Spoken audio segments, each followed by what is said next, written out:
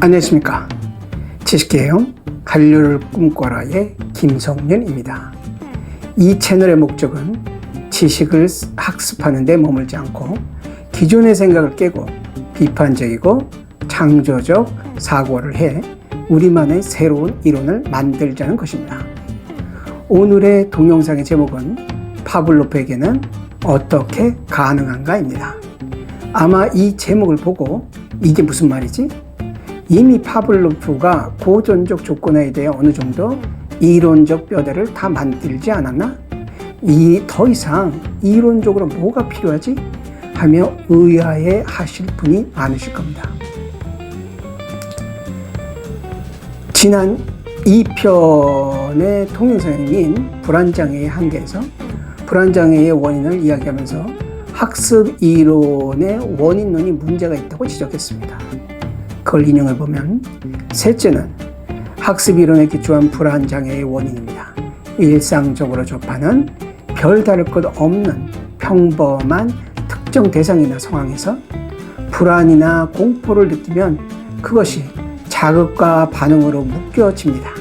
그러면 일상적인 대상이나 상황이란 조건적 자극이 불안과 공포란 무조건적 자극과 연합해 끔찍한 존재라는 조건 반응으로 탈바꿈된다는 이론입니다.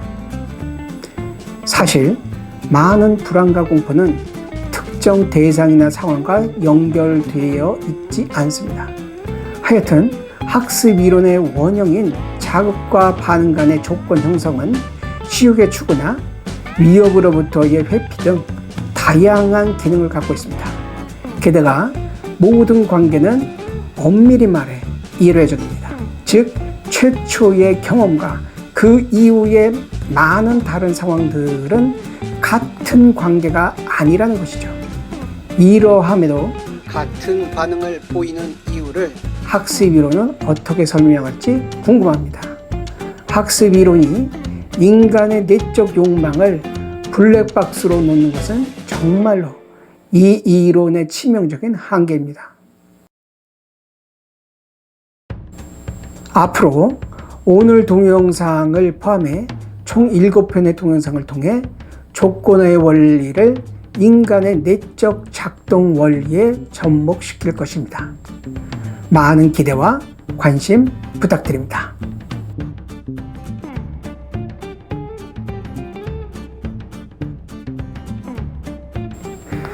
조건 반사로 유명한 파블로프의 이름을 들어보지 않은 분들은 없을 겁니다. 하지만 많은 사람들이 파블로프를 심리학자로 알고 있습니다. 그도 그럴 것이 행동주의자는 아니었지만 심리학 이론 중 하나인 행동주의 이론을 낳게 한 행동주의의 출발점이 되었기 때문입니다. 하지만 그는 분명 생리학자였습니다. 그가 1904년 받은 노벨상은 소화핵 분비에 관한 연구로 얻은 생리학 의학상이었습니다.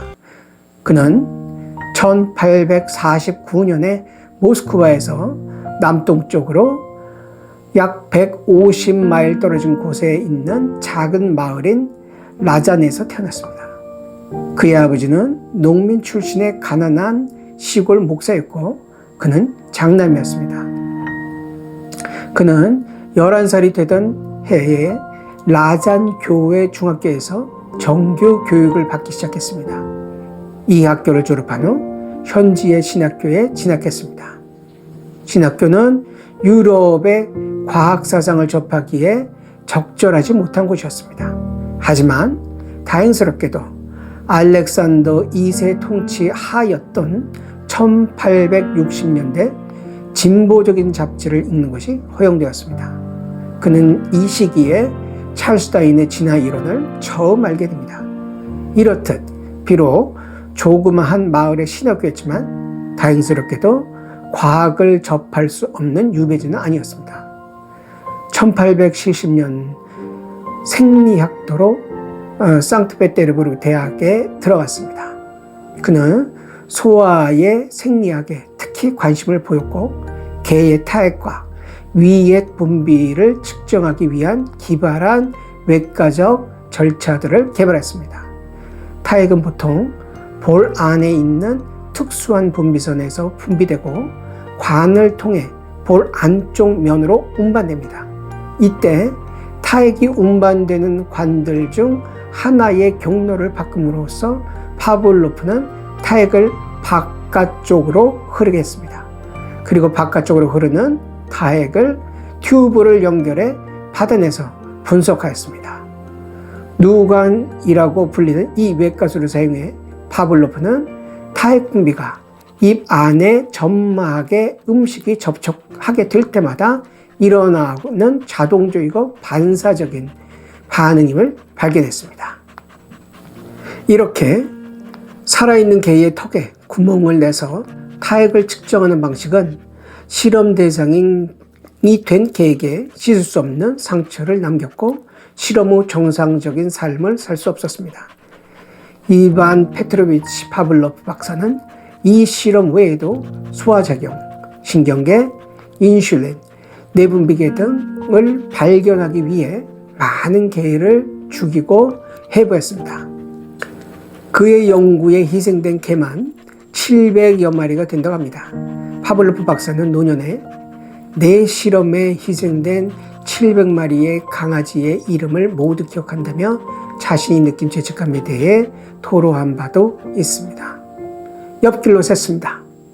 파블로프는 음식과 타액 분비 간의 생리적 실험을 하던 중 이상한 현상을 발견합니다. 개들이 입속에 음식이 있지 않을 때도 침을 흘린다는 것이었습니다. 하지만 여러 번 음식을 제공하는 개들이 음식 제공자의 발자국 소리만 들어도 타액을 분비한다는 사실을 모르는 사람이 있었을까요? 개를 키워본 사람은 누구나 아는 사실이죠. 그래서 대부분의 과학자였다면 이런 현상을 무시하거나 음식에 대한 측정을 방해하는 요인으로 치부해 이를 막으려 했을 겁니다. 하지만 파블로프는 음식이 없는데도 일어나는 타액 분비 반응에 대해 흥미를 가졌습니다. 누구나 보고 알았던 사실에서 아무도 못 본 사실을 발견하는 것이 이런 역사적 발견을 하는 분들의 공통된 능력인 것 같습니다. 제가 이전 동영상에서 다루었던 갈릴레이는 수만 명이 수백만 번 보았던 성당 천장에 매달린 샹들리에의 움직임에서 진자의 운동을 발견했지 않습니까? 여러분 혹시 이런 경험 해보셨죠? 저와 같은 50대들은 눈 감고 80년대 청춘 때 듣던 마이클 잭슨이나 마돈나의 팝송을 40대의 경우 서태지의 노래를 들을 때 그 시대의 거리 모습과 냄새들이 떠오르는 경험을 해보시지 않으셨나요? 음식을 먹다가 어릴 때 먹던 투박한 음식 맛을 감지하고 이내 어린 시절의 뒷모습과 냄새 그리고 가족들의 모습이 떠오르신 적이 없으신가요? 이는 노래나 음식이 그 시대의 다른 것들과 조건화되어서 하나를 접하면 나머지가 떠오르는 것이죠. 제가 군에 있을 때 밖에서 자취를 한 적이 있는데 첫 월급을 거의 다 써버리고 한 달간을 라면으로 해결한 적이 있습니다. 변변한 부엌도 없는 단칸방에 밴 라면의 단맛은 이전에 라면 매니아였던 저에게 메스꺼운 단맛으로 바뀌어져 있었습니다. 그 방에서 자는 것조차 싫었습니다. 이후 3-4달간 라면 봉지만 봐도 메스꺼움을 느꼈습니다. 라면이 메스꺼움이란 무조건 반응과 결합해 심지어 이전에 너무도 좋아하던 라면이 그 모습만 봐도 메스꺼움을 일으킬 정도로 조건화된 것입니다. 이것들은 우리들의 삶에서 흔히 경험할 수 있는 조건화의 결과입니다. 파블로프의 조건 반사는 이후 스키너에 의해 조작적 조건 반사와 구별되기 위해 고전적 조건 반사로 불리게 됩니다.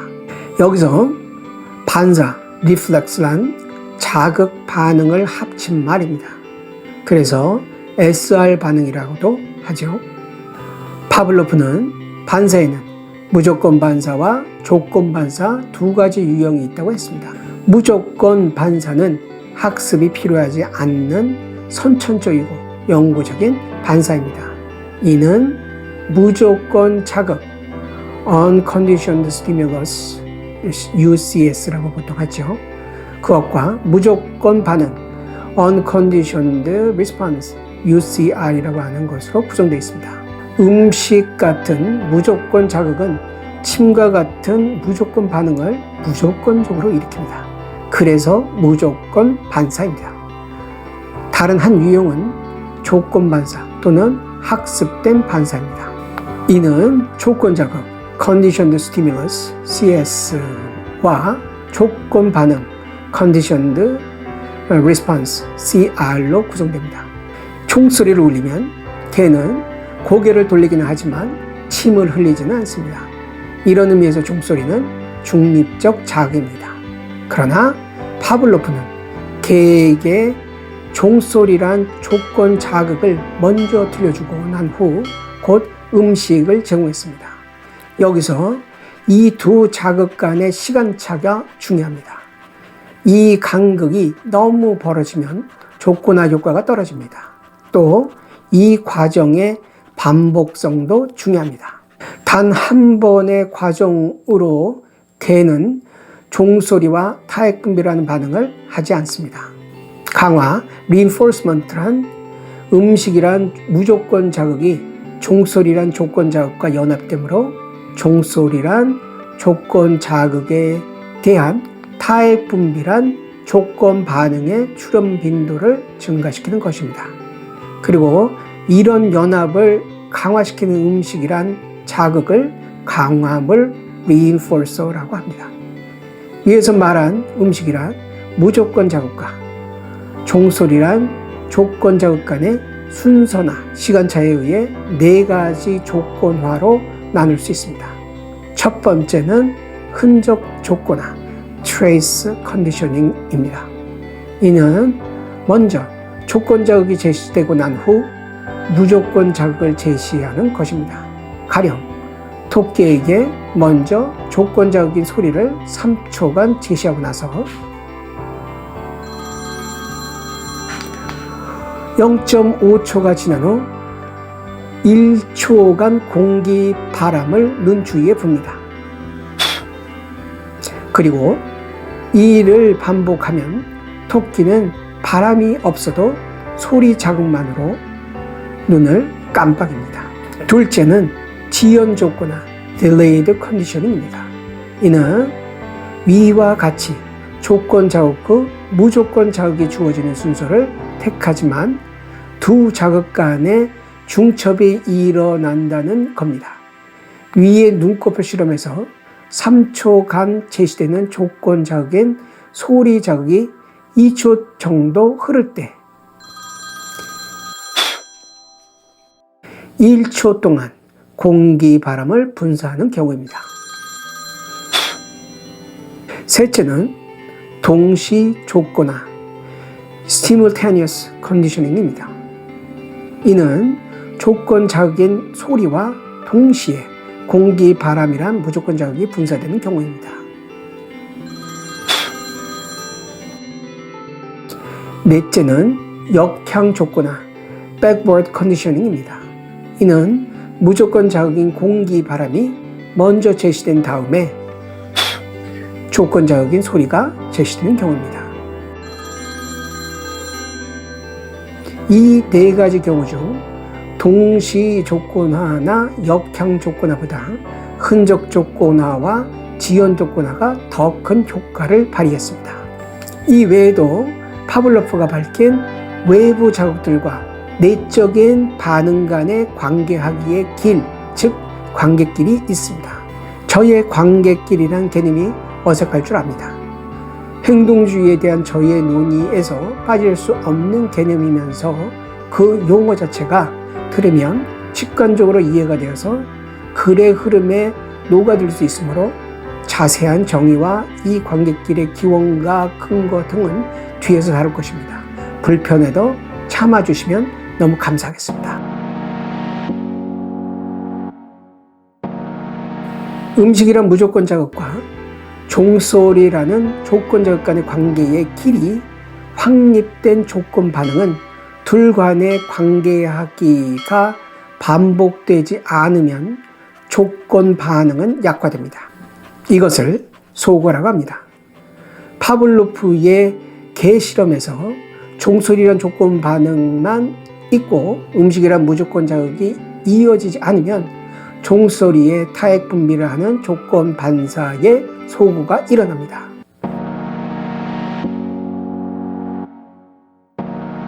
여기서 또 하나의 재미있는 현상은 이렇게 소거가 있은 후 일정 기간 가령 1개월 정도 있다 어떤 자극도 주어지지 않다가 갑자기 종소리인 조건 자극이 주어지면 이미 소거되었던 타액 분비란 조건 반응이 일어난 것입니다. 이를 자발적 회복, spontaneous recovery라고 합니다. 그리고 종소리와 음식을 연합하는 재조건화, reconditioning을 하면 초기의 조건화가 다시 이루어집니다. 하지만 계속 종소리만 있고 음식이 주어지지 않으면 소거는 더욱 빨라집니다. 이를 통해 알 수 있는 것은 소거란 자극들 간의 연합이 사라진 것이 아니라 내적 기억으로 잠재되어 있었다는 것입니다. 아무리 과학적으로 관찰할 수 없다 주장해도 내적 기억이란 내적 원리가 존재함을 부정할 수는 없는 것입니다.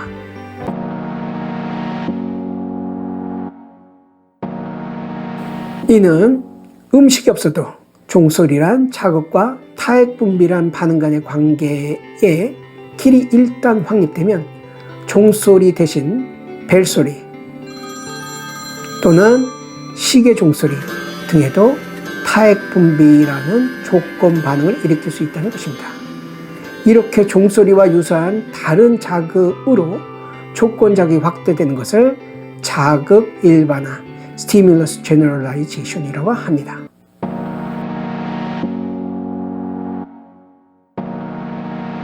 실험자는 개를 유사한 여러 자극 사이에 특정 자극에만 조건 반응을 하도록 할 수 있습니다.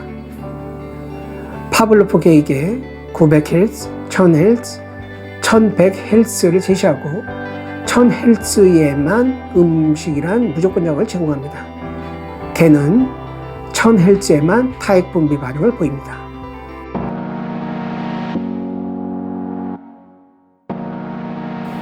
일단 종소리와 음식 자극을 통해 타액 분비가 주어집니다.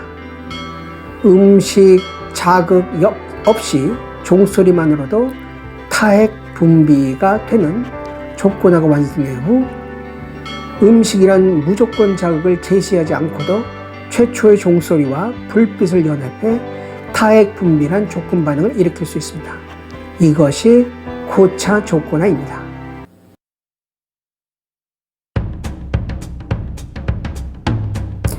이번 동영상의 제목은 파블로프에게는 어떻게 가능한가입니다. 이는 파블로프 실험을 가능케 했던 개와 같은 동물과 더 나아가 인간의 내적 작동 원리에 대한 질문입니다. 파블로프는 인간의 자극을 받아들이고 반응을 내보내는 유기체의 내적 작동 원리에 대해 스키너와 같은 행동주의자들처럼 블랙박스로 나몰랑 하지 않았습니다. 그러고 그럴 것이 행동주의 이론은 파블로프의 연구에 영감을 받아 생겼기 때문입니다. 파블로프가 노벨상을 받은 1904년에 행동주의 심리학자의 대가인 스키너가 태어났습니다. 사실 그와 행동주의의 관계는 두텁지 않습니다. 왓슨이 이끄는 초기의 행동주의자들은 그에게서 조건반사란 용어를 빌려왔지만 방법론이나 이론을 따르지는 않았습니다. 게다가 심리학자인 행동주의자와 달리 그는 생리학자였습니다. 따라서 그가 조건반사라는 특정 행동의 원인을 몸에서 찾으려 한 것은 당연한 것이었습니다. 하지만 조건반사와 뇌 기능을 연결 지으려는 그의 뇌 기능 이론은 현대의 뇌과학과 신경과학의 입장에서 보면 실패라고 보아야 할 정도입니다. 파블로프라는 책을 쓴 옥스퍼드대 심리학 교수였던 제프리 그레이는 다음과 같이 설명하고 있습니다. 파블로프 이론에서 묘사된 뇌는 오늘날 우리가 이해하는 그런 뇌는 아니다. 파블로프의 이론에서 뇌가 일종의 뒤죽박죽된 수프같이 묘사되어 있다는 것은 정말로 안타까운 일이다.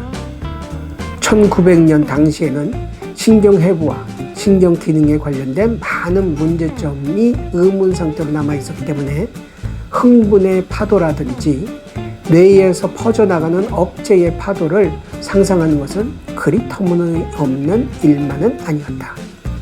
당시 많은 해부학자들이 신경세포는 일종의 3차원 그물로 되어 있어서 신경 메시지가 그 사이를 공 모양으로 흘러나갈 수 있다고 생각했다.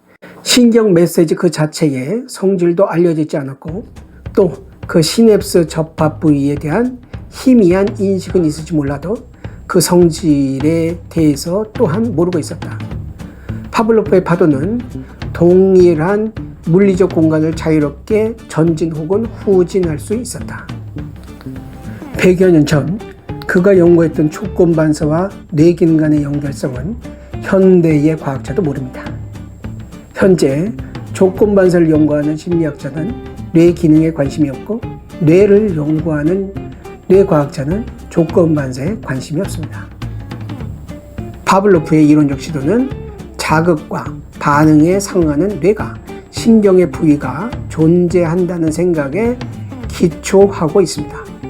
우리의 생각은 무수하고 세세한 요소들로 이루어져 있고 우리는 그렇게 복잡한 생각을 무수히 하면서 삽니다. 이 무수한 것들이 과연 이 조그마한 뇌에 들어갈 자리가 있을까요? 처리를 생각하는 뉴런, 영리를 생각하는 뉴런이 각각 있을까요?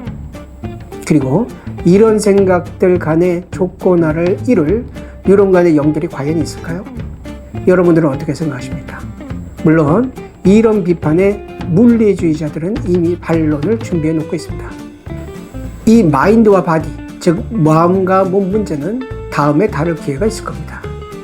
몸과 마음의 관계에 관한 이론에서 마음은 뇌의 부산물이다 라거나 타고난 본성은 유전자라는 물질에 의해 만들어진 것으로 보는 물리주의, 피지컬리즘 이론이 현대사회에서 대세를 이루고 있습니다. 물리주의란 말이 어색하면 그 일을 유물론으로 봐도 그를 이해하는 데 무리가 없을 겁니다.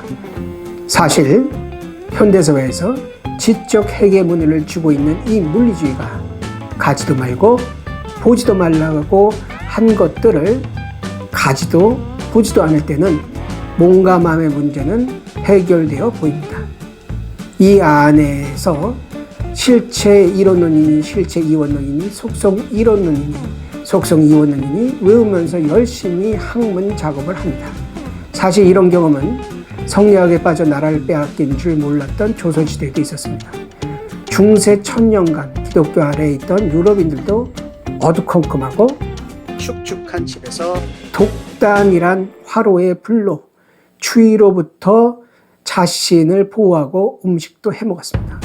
그러나 이 도구마가 약해지면서 집 밖의 총천연색의 자연을 본 사람들이 자신의 관찰과 논리를 주장하게 되었고 이 도구마는 더욱 약화되었습니다.